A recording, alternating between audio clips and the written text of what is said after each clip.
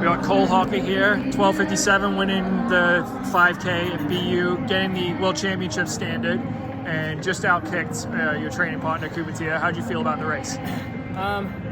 That's definitely not my kind of race. I don't like time trials, and that was about as close as a time trial as you can get. But with that being said, I came here with a goal, and that was to knock out a World Champs time. So the trip was a success. Obviously, right now it's, it took an ego check not to request that the pace goes out at something ridiculous, just because obviously everyone's chasing times. I knew I ran a really good 3K, but I definitely have a few more training blocks before I'm fully there in the 5K. So the job was complete today. It definitely hurt a little bit more than I wanted it to, but sub 13 5K, I gotta take it. Yeah. There was no part of you that was saw Grant run 12:44 last week. Was like, oh, maybe I should take a shot at that. Of course, that's what I'm saying. My ego is always there, but I'm not gonna lie. I'm probably not quite in sub 12:44 shape, so there was really no point in chasing that today. Like I said, just came here with the goal and got that done. There'll be time later this year for my ego to come into effect. Yeah, but still, this indoor season, you've got a PB in the 3K and a PB in the 5K. Like, is this the strongest you've ever felt? Yeah, without a doubt. I mean, at this point last year, I was not in sub 13 5K shape. I got there. I finally got there last year, just about a month before trials, because that's where I knew I needed to be. But starting off with this block being where it is, it's just, honestly, it's scary to think of where this season can take me. I just gotta stay on top of all the little things, and I know it's gonna be an even better year than last year, which is really saying something. Yeah, do you think you're ready to contend kind of in the 5K at the global level this year, or is that going to take another year or two?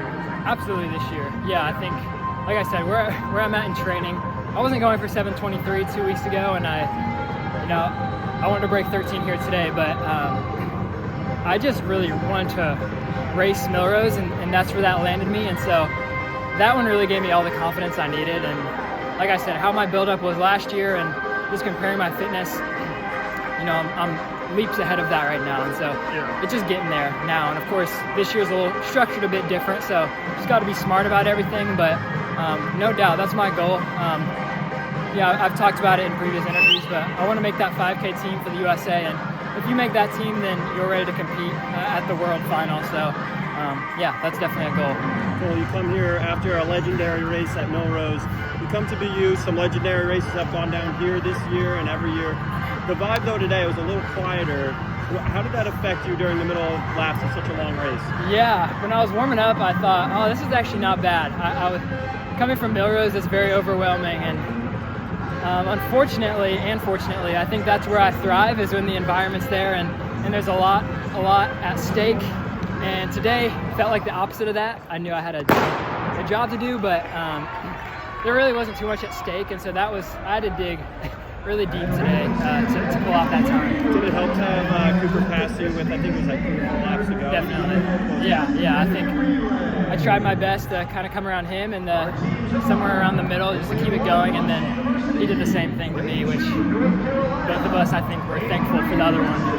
Yeah. Were you guys just racing all out that last lap, or what? The last lap, I was holding on. I really just knew that we had to run a sub 30, which I was like, I should always be able to run a sub 30, so I wanted to get there, and luckily we got there, so that's what it was all about. Why did you choose to run here tonight instead of USA's? I think I'll give you the same answer probably every US athlete has given you that's not going as well, is that China's a big trip. I think coming off the Olympic year, especially for me, that was way too early to set my goals. If I'm going to a world championship, I want to be firing on all cylinders. Obviously, I'm in really good shape right now, but you have to be strategic and smart about your goals. And the trip to China in the middle of a training block it's kind of a big trip. And I also want to go to World Championships where all the top guys are going to be competing. Obviously, if I win, maybe some other people would go, but that's kind of the way I saw it.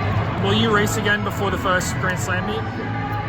No, that'll be my next race. And are you guys just going to be staying in Blacksburg, or will you have any altitude trips planned in there this year? And in about a week, we're going to go out to Provo, Park City, and just get a good block in there. And I'm going to go straight from there to Jamaica. So that'll be our stint, and then we're going to go in. Did you feel like that helped you last year, the altitude? Yeah, absolutely. I kind of did we kind of played it by ear last year, and if anything, it helped me. You know, a camp is good for obviously the altitude benefits you get, but also for the mental clarity.